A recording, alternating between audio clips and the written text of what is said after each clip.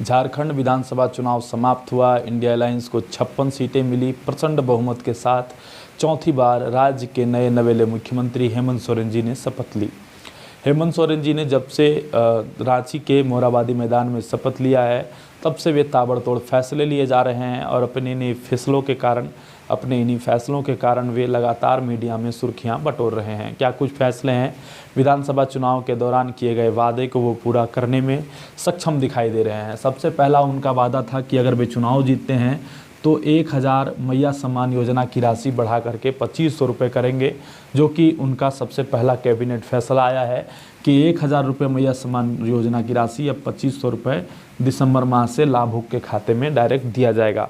हालांकि विपक्ष के द्वारा इसमें भी बहुत सारे भ्रामकता फैलाए जा रहे हैं कि यूआर कैटेगरीज के लोगों को नहीं मिलेगा, सामान्य वर्ग के लोगों को नहीं मिलेगा। चूँकि एक पेपर कटिंग व्हाट्सएप में वायरल था और वो मैं स्क्रीन पर लगा दूंगा, वहाँ पर लिखा था कि अनुसूचित जाति और जनजाति और पिछड़ा वर्ग के लोगों को मिलेगा। उसमें सामान्य वर्ग का कहीं जिक्र नहीं था, लेकिन वहाँ पर राशन कार्ड का जिक्र था। तो राशन कार्ड में जो सामान्य वर्ग के लोग जो राशन कार्डधारी हैं उनको भी ये मिलेगा। वहाँ पर लिखने में हो सकता है मीडिया वालों ने त्रुटि कर दिया हो या फिर कोई भी कारण हो, परंतु राशन कार्ड तो सबका रहता है, चाहे वो सामान्य से हो चाहे वो पिछड़ा वर्ग से हो। बीपीएल कार्ड जो है बिलो पॉवर्टी लाइन में, तो वो सामान्य वर्ग के लोग भी आते हैं। तो जाहिर सी बात है कि उनको भी ये योजना का लाभ अभी तक मिला है और आगे भी मिलेगा। तो इस प्रकार के भ्रामक खबर से आप बचें।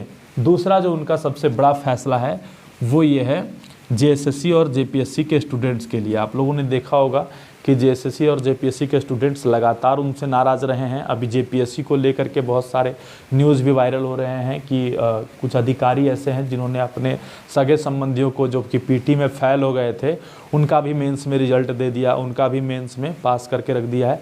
तो इस प्रकार से जो खबर आ रहे हैं उनको लेकर के राज्य की जनता जो है वो हेमंत सोरेन जी से नाराज़ है और उनको खुश करने के लिए फैसले लिया जा रहा है कि जेएसएससी और जेपीएससी में अब जो है गड़बड़ियां नहीं होंगी, धांधलियां नहीं होंगी। इसके लिए टीम का भी गठन होगा और जल्द से जल्द जो फंसी हुई रिक्तियां हैं उनको पूरा किया जाएगा, नियुक्तियों को पूरा किया जाएगा, जो पेंडिंग रिजल्ट्स हैं उनको क्लियर किया जाएगा।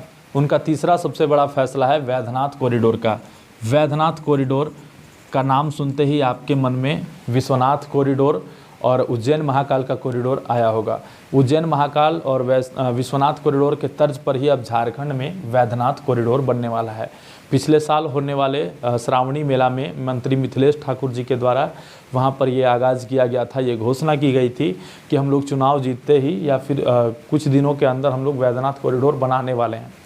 तो राज्य के मुखिया जब सीएम हेमंत सोरेन जी ने शपथ लिया तो सबसे पहले कैबिनेट में ही इसको पास किया पर्यटन विभाग के द्वारा, और इसमें टोटल जो लागत लगेगा वो 900 करोड़ रुपए का लगेगा और 900 करोड़ रुपए के लागत से 33 एकड़ ज़मीन में ये कॉरिडोर बनने वाला है। हालांकि मीडिया रिपोर्ट्स और न्यूज़ के माध्यम से देखा जा रहा है कि कुछ लोग उसका विरोध भी कर रहे हैं। उनका विरोध का कारण जायज़ है, क्योंकि जब भी कोई नया प्रोजेक्ट बनता है तो लोगों को विस्थापित होना पड़ता है, लोगों के घर दुकान मकान सब टूटते हैं, तो उनका दर्द दिखना जायज़ है। परंतु उन लोगों को भी सरकार के द्वारा ये आश्वासन दिया गया कि उनके पुनर्वास की व्यवस्था की जाएगी और उनको उचित मुआवजा दिया जाएगा। अगर सरकार के द्वारा उन्हें उचित मुआवजा दिया जाता है तो फिर ये बहुत ही सराहनीय कदम मानी जाएगी। वरना आप लोगों ने देखा होगा कि भाजपा राम मंदिर का दंभ भरती थी, परंतु राम मंदिर बनाने के बाद वहाँ के ही सीट से भाजपा को हारना पड़ा। और इसका एक मुख्य कारण ये भी था कि वहाँ के लोगों का जब ज़मीन गया, जब दुकान गया और मकान गया और उनको उचित मुआवजा और लाभ नहीं मिला, तो लोगों ने वहाँ पर सरकार के ऊपर निशाना साधा और उनके विपक्ष में वोट किया। तो इसी प्रकार से वैद्यनाथ कॉरिडोर झारखंड में बनने वाला है, देवघर वैद्यनाथ बाबा नगरी में। और ये 900 करोड़ का लागत 33 एकड़ के ज़मीन में जो ये प्रोजेक्ट बनने वाला है, ये बहुत ही बड़ा प्रोजेक्ट है और इससे ज़िले के और राज्य के पर्यटन पर भी जो है असर पड़ेगा और पर्यटक अधिक से अधिक आएंगे, लोगों को अधिक से अधिक लाभ होगा और अधिक से अधिक रेवेन्यू भी ज़िले को और राज्य सरकार को जनरेट करके यहाँ से दिया जाएगा। जनता को क्या फ़ायदा होगा, तो भाई जनता जो वहाँ जाने वाले जो श्रद्धालु थे उनको भीड़ का सामना नहीं करना पड़ेगा, उनको और भी अच्छे तरीके से वहाँ सुविधाएं उपलब्ध करवाई जाएगी। और इसका जो ज़मीन का सर्वे है वो 1 महीने के अंदर स्टार्ट होने वाला है। 1 महीने के अंदर ज़मीन का सर्वे स्टार्ट हो जाएगा और काम यहाँ से स्टार्ट हो जाएगा। सरकार के लिए गए इन सभी फैसलों को लेकर आप क्या कुछ समझते हैं, कमेंट करके ज़रूर बताएं।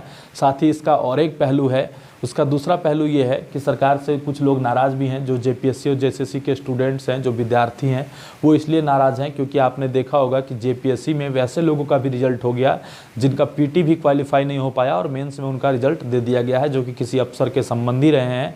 उसके अलावा किसान और व्यापारी भी जो है वो नाखुश हैं, क्योंकि आलू का रेट जो है वो बढ़ चुका है, आलू का रेट घटने का नाम नहीं ले रहा है। अभी आप लोगों ने देखा होगा मीडिया में कि बंगाल बॉर्डर पर आलू के ट्रक को जो है रोक लगा दिया गया है, जिसके कारण झारखंड में आलू का दाम जो है ऊपर चढ़ता जा रहा है। इसके अलावा बिजली बिल का जो माफ़ी लिया गया था चुनाव के पहले, अब बिल को बढ़ाने का भी प्रस्ताव पर जो है पास किया गया है, तो बिल बढ़ेगा। इसको लेकर के भी जनता नाखुश है। इन सभी मुद्दों को आप किस प्रकार से देखते हैं, कमेंट करके ज़रूर बताएं। हमने पक्ष और विपक्ष दोनों का बात रखा। मेरा वीडियो कैसा लगा आपको, इसी प्रकार से विश्लेषण करके आपको बताते रहेंगे। चैनल पर जुड़िएगा, चैनल को सब्सक्राइब कीजिएगा, वीडियो को लाइक कमेंट कीजिएगा। धन्यवाद। जय हिंद, जोहार झारखंड।